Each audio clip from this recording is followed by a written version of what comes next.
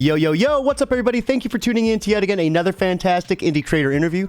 It's your Cape Crusader Cody, and we're keeping it geekly with our new guest, John Holland. We're here to break down Alma the Champion and everything in between. And John, we were talking backstage, and you have one hell of an extensive backlog. So is Diebold Comics your label? Yeah, it's my imprint. I was self-publishing before that, and I really didn't have an imprint. I was just self-publishing under my own name, and I really figured I needed a brand, something to get everything together. So I created Diebold Comics a little over a year ago, probably about a year and 3 months, 2 months ago, and I'm up. I've been numbering as I go. Like in the small print, you'll see like DBC 1, DBC 2, or whatever to kind of keep track of where I am. And my last comic that I'm getting ready to publish will be number 19. Wow. So, and that's all been in, just the last year? A little over a year. But now some of that's been reprints of some older stuff, too. It's not all new stuff, but, it's because I've been writing since, like, the 80s. So some of my older work that I've done, I've reprinted and brought back. And but this is everything that's been under the Diebold label. And it's continuing. I've still got a few more things I want to reprint and put up under the Diebold label also. So it's I like the logo, the whole imprint has, I think really put me up a step, just having my own imprint, having that brand, I think has helped a good bit too. Oh, that is awesome. We have Mavis Games over on Twitch stopping in to say, man, I haven't seen you in forever. Mavis, welcome to the stream. Glad you could swing by, man. We're interview 301 officially right now. So best time to hit it. I'm at my prime right now, baby. So John, did you have a special 300? So we had CJ Hudson from Band of Bards. We talked about Amongst the Stars anthology. So to me, every interview, I'm not trying to be corny. Every interview is special. I've had some big guests on. I've had some little guests on. Like everybody. Like when I first started, I had 50 followers because it was just something I started and it really didn't have much. No one wanted to come on the show because I was a small guy, small fish. So when I started out, I was like, dude, anyone who has a comic and has a voice, like they have a platform, like they have a voice here, because I didn't have that. So I wanted to help that experience. How many people in the beginning get discouraged because they get told no, It's very easy to get discouraged. Yes. Yeah, absolutely. We have Mavis saying, great work, Cody. Great art, John. Yeah, the art in this is gorgeous. Before we dive into this, John, are you reading anything new in the comic world? Reading? What's the name of it? What's the Furthest Place from Here by Matthew Rosenberg? Oh, I don't think I've heard of that yet. To me, that's like one of the best comics out there right now. It's one of the most unique comics. It's just so different that I just happened to pick it up and I've fallen in love with it. I think he's at issue 8 or 9 right now. Okay. And it's really good. It's published through Image Comics. I read Saga. Anything by Tom King. I'm a big Tom King fan. I know Tom King is kind of polarizing at DC. I know a lot of people didn't like his Batman. His Supergirl is getting adapted to a movie. Yeah. Yeah, that Supergirl miniseries was awesome too. Yeah, but almost he's doing the Human Target, Danger Street, anything he does. He's one of those writers I've been following for the last few years. Saga, I read. Ed Brubaker, he's doing those standalone graphic novels now. Yeah. Reckless, those are really good. I just kind of when I go to this comic shop, I just kind of like to look through and if anything kind of piques my interest, I'll give it a try at least. I don't read a lot of superhero comics. I do read Nightwing by Tom Taylor. Nightwing is dude. Tom has been his Bruno. Yeah. You've been straight killing it. Oh, that book is one of my favorites. The one comic where it folds out is just one singular page. Yes. Like what's insane? Like yeah, he's just So superhero comics have to be a little, because I've read so many of them, but I like a good superhero comic, and I think he's doing a great job. He's actually now I'm going to have to pick up Titans because he's writing it, when it comes out to see how it does. But that's one of those books that I've got to get every week, or every month. So, but those, and then anything else that kind of that looks interesting, I'll try it. I may read it for a couple issues. And then I may put it, not buy any more if it doesn't, grab my interest right away. Love and Rockets whenever it comes out, which it just, I don't know. I'm not even sure how often that comes out anymore. But I've been a fan of that since it first came out back in the 70s. That's to me, Love and Rockets is like the pinnacle of comic book creation. Cream of the crop, huh? Yeah, that's like about the best you can get. So, but no, that is awesome. I'm always interested in hearing what everyone's reading, because like for me, I used to read a lot of DC, but doing this, I'm usually reading comics right before the interview. So I'm just reading a slew. I feel like a literal indie comic hub. So speaking of that, though, let's start deep diving who you are. I mean, we got to understand, your reading taste, what you like to read, but you as a creator, how did you get into comics, and what's some of your earliest works? I've been reading, comics for as long as I can remember. One of the first Marvel comics that I ever picked up was Daredevil 50, which I think was the first appearance of Barry Smith's first artwork for Marvel. And it's nothing like his more current work. It was like, at that time he was drawing like Jack Kirby, and it looked like, imitation Jack Kirby. So, I read Marvel through, for years. 70s were probably my prime Marvel. Steve Englehart, Steve Gerber, Marv Wolfman, those writers. And I've always been trying to write comics. So probably around the late 70s, beginning of the 80s, I started getting into comics. First work I had published was, I think, 2 stories the same month. It was a story in Fantagraphics Critters Anthology, and a backup in a comic by Bill Loebs called Journey, which probably nobody's ever heard of anymore. I think it only lasted about 20 issues, and he did a few backups in there. I did a backup in that with Sam Keith, who more people have heard of Sam Keith. He's the artist on Max, and he did a lot of Wolverine and Batman stuff.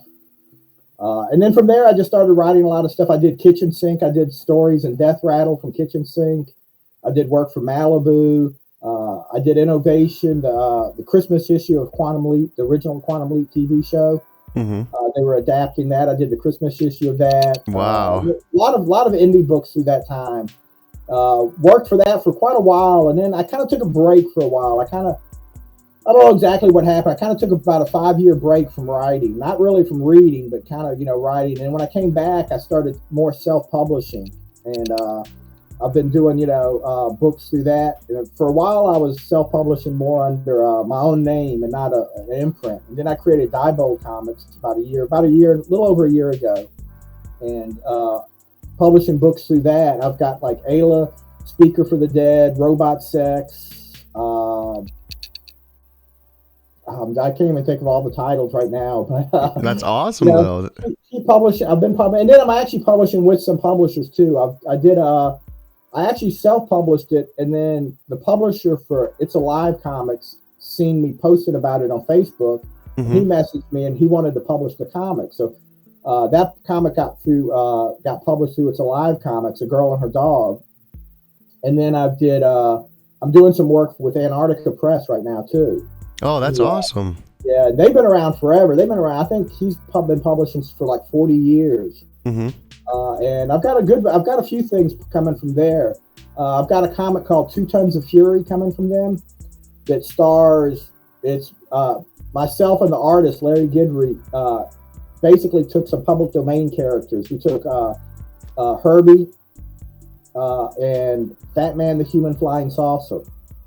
And basically and we've got some other characters in there too, but it's a story combining those 2 characters. And as you can tell by the characters we're using, it's not a very serious comic. It's very silly, but it's just a fun, we tried to create it and keep it in like that style from the 60s, and it's like, if you could pick up, our hope is somebody can pick that up and read it and think, wow, this was published, this was a comic from the 60s, even though it's not, we wanted to keep that style. So public domain's like a crazy thing too, isn't it? Like Mickey Mouse is supposed to be up for grabs, but Disney keeps on like somehow like buying that law and pushing it back. I don't understand how they do it. Well, public domain's it's, because you've got trademark and then you've got copyright. And, like with Mickey Mouse, even if it goes public domain, the trademark is still there. So, and Disney's got enough lawyers that, if you try something with Mickey Mouse, they're just going to bury you. Yeah. I took characters that not too many people have know about, and they definitely are in the public domain because nobody's trying to keep them. Fat Man the Human Flying Saucer lasted 3 issues in the middle 60s, and it was like even then when I picked it up, I read it when it first came out. I knew it was a really dumb book, but for some reason that character has fascinated me for years. And when I had a chance to use them, I was like, oh, this is what we're going to do. Oh, yeah. So you had your chance to kind of fix what you felt was wrong with those 3 issues? No, we followed exactly like this. You just kept the characters and kept the tone and everything. It's like I said, it's a very silly, fun comic. That's actually coming out from Antarctica Press next month, I think, in their Exciting Comics. So that's so looking cool. forward to seeing how that comes out. Everybody that's read it, or seen it, really liked it. We showed it to a few people, like Jim Shooter read it and really, said it was really good. So it's kind of cool getting some of these comic book creators that I grew up with, reading some of this stuff. Yeah. Like my comic, A Girl and Her Dog, Tony Isabella, who was creator of Black Lightning and who did a lot of work for Marvel and DC. He read that and said it was like one of the best comics of 2022. Ooh, what a compliment! Yeah, that was like I couldn't have paid to do a better review of it. Were you able to use that as like a pull quote? Oh yeah, I've been using that all over the place. Oh yeah, dude, I would have definitely. That's so awesome. So this is your first Kickstarter, right? Like all the you had 19 publications or 18 publications, right? Or 19 that were out of pocket. Was the first, yeah. And plus, that's not even counting the stuff that didn't come out through Diebold. I've probably, doubled that at least. So, yeah. But this is my first Kickstarter. I've always been kind of scared to do a Kickstarter. And, we did this about 3 weeks ago because I've got a week left on it. And we started, to try to do it. And it's not doing all that great. But it's a learning experience. There was a lot of stuff on Kickstarter that I think, I kind of messed up on and didn't do right.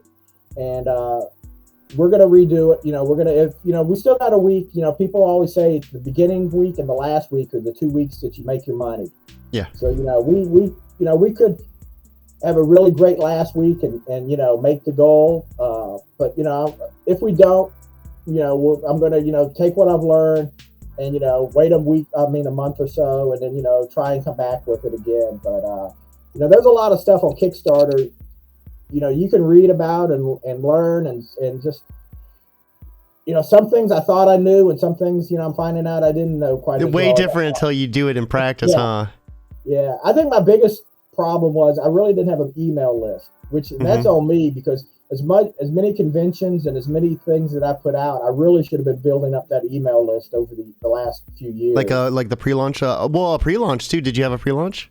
Yeah. And it didn't really get a lot of traction. But everything I've read, they say you really need a strong email list to get that traction to begin with.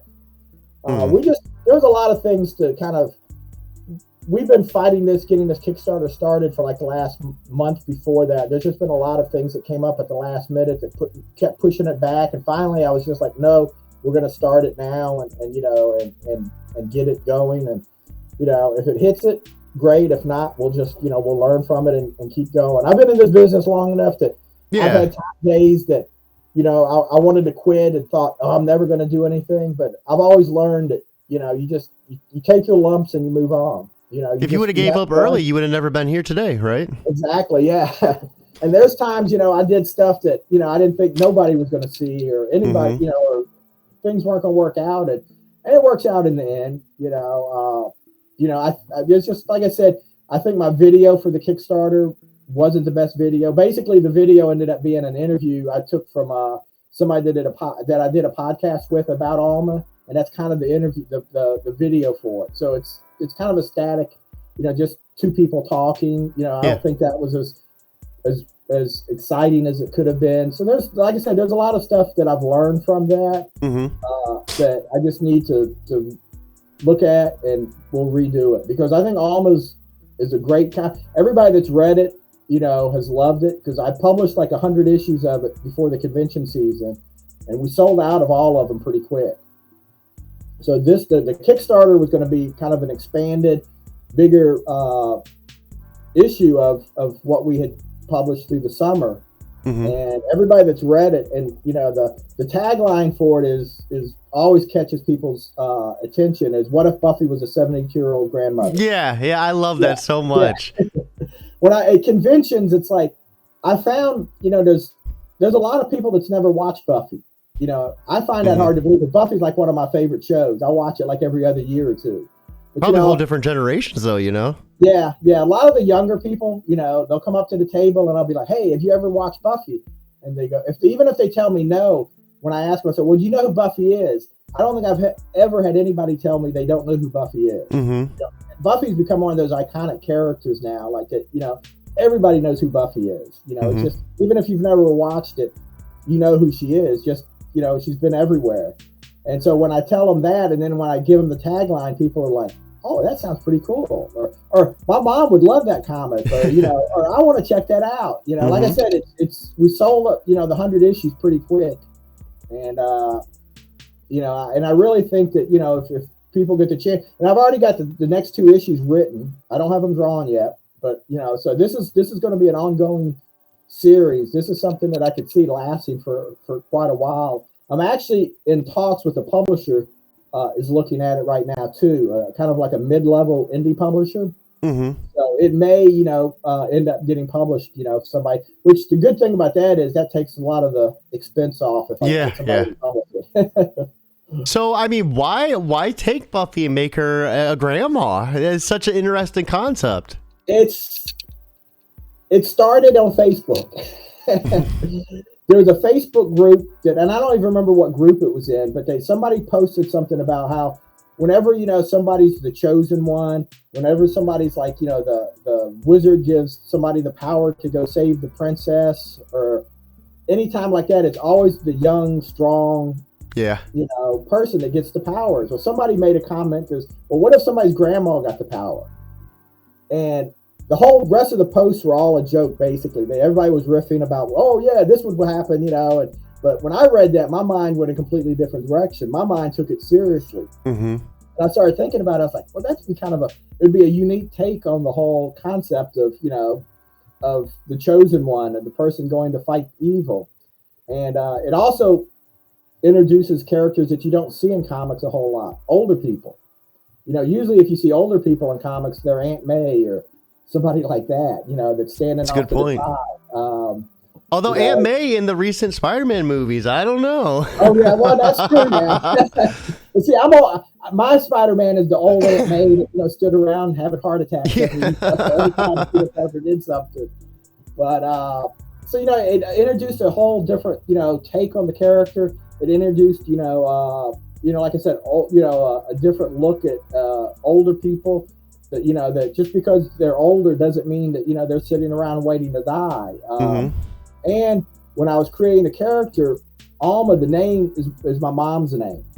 So I started thinking about I wanted this character is a very strong character, and the strongest person that I know is my mom. My mom, is just like, she's 87 years old and she still don't want to stop. She's finally having to slow down because her age has finally caught up to her.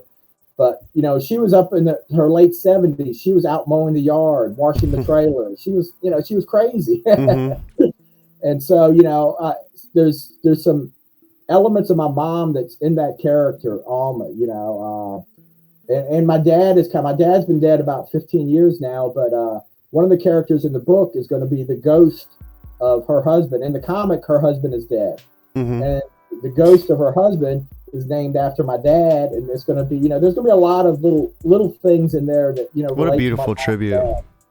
So yeah, it's become a really personal comic, and there's a lot of like I said, I've got the next 3 or 4 issues written or plotted out completely. So does your mom know?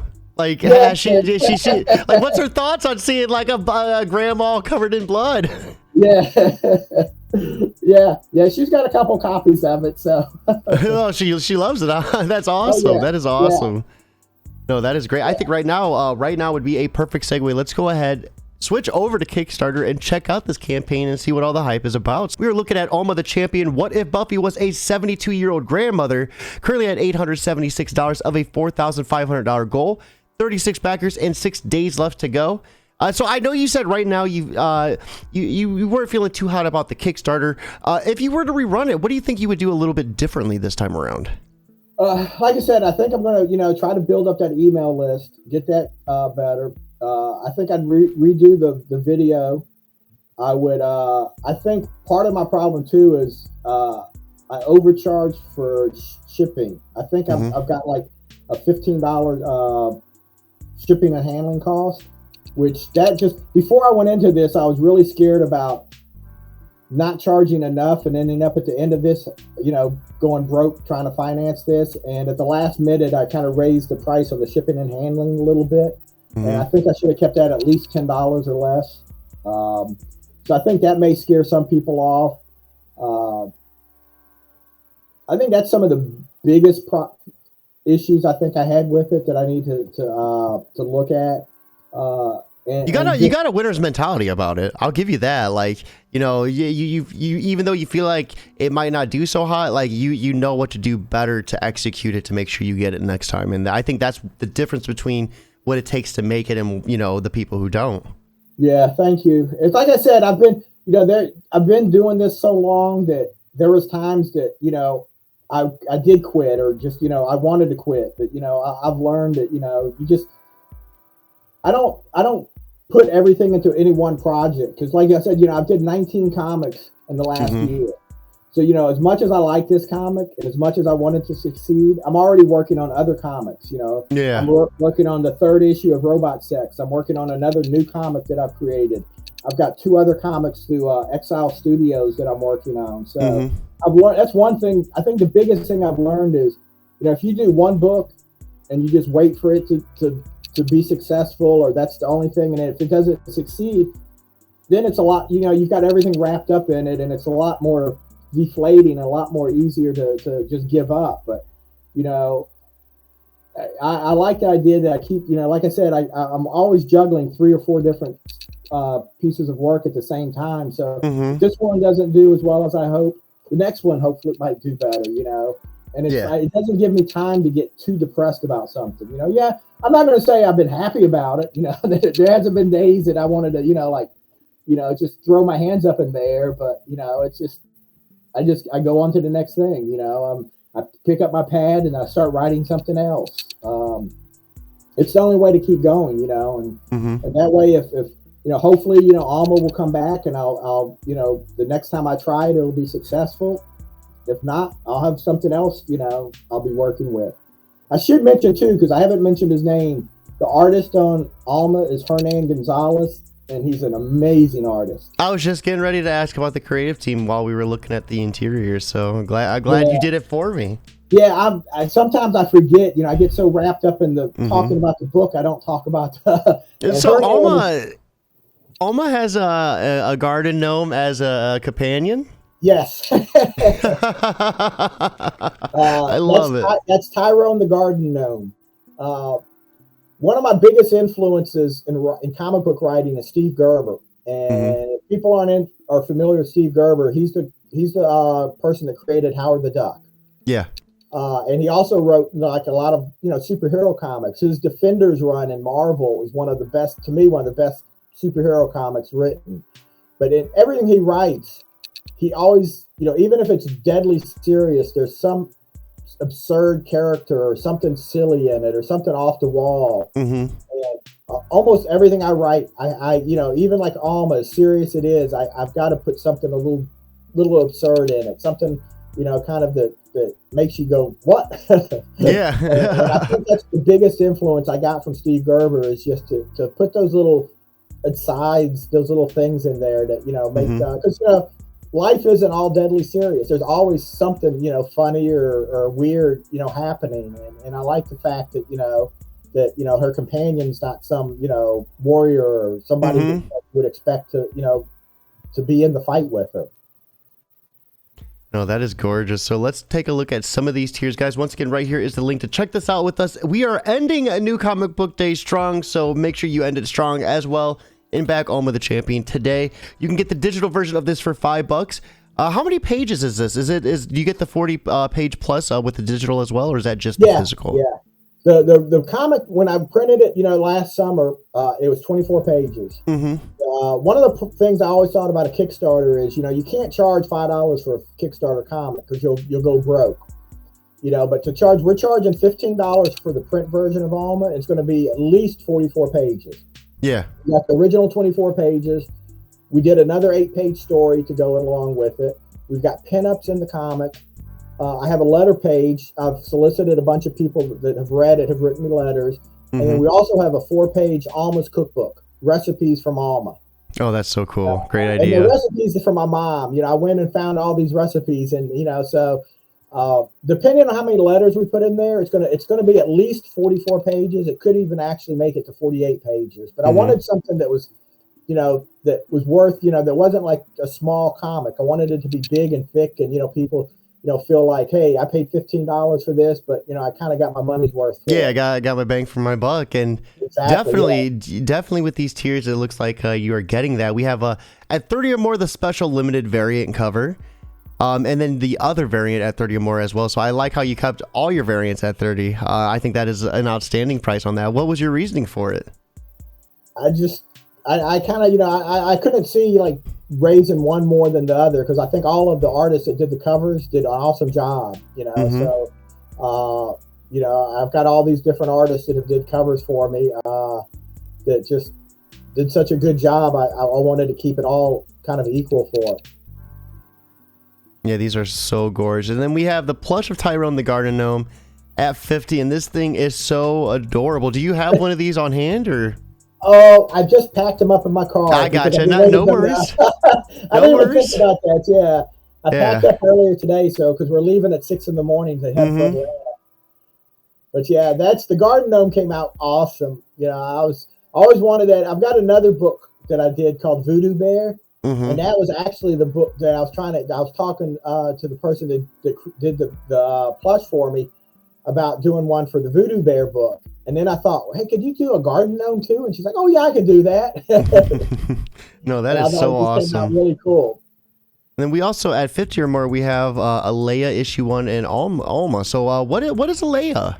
A Leia is I did a 4-issue miniseries. That was like one of the first comics that I did when I came back. When I started self-publishing. It's Ayla, Speaker for the Dead. It's 4 issues. It's set in it's kind of a crime noir set in a near futuristic New Orleans. It's basically after a major hurricane, the government decides that New Orleans isn't worth rebuilding. So that almost sounds eerily familiar. Yeah, after Katrina, we heard that a lot, because I live right outside of New Orleans, and we heard that a lot. That people were saying, "Oh, it's not worth rebuilding the city." So basically, the government sells the city to a Chinese company, and so it's Ayla is like the person that handles the crime that the police don't want to deal with. So the first 4 issues, she's looking for the killer of a group of prostitutes. And the first 4 issues basically tells a story. The artist was Have Lapara. And really, it turned out really well. I've got the next 4-issue story planned. Hopefully, I'm going to get to it eventually. So basically, for that pledge, and when I self-published, I self-published the comics at 8.5 by 11 instead of the regular comic book size. And I wish I could say that was like some superior thinking, but when I sent it off to the publisher, I clicked the wrong thing, and they came back 8.5 by 11, and I was like, why are they so big? But I kind of liked it, so we kind of stuck with it. And so I've got like some issues of the first issue still left, so I'm offering that with a copy of Alma. Oh, that is awesome. Real quick, we have my mom over on Facebook stopping in, Mama Geekly, saying the plushie's cute, love the pictures, awesome work, and sounds like a very good read. Thank you for swinging in, Mom. We have at 100 or more, you can get a t-shirt and then an upcoming appearance in an issue of Alma for 500.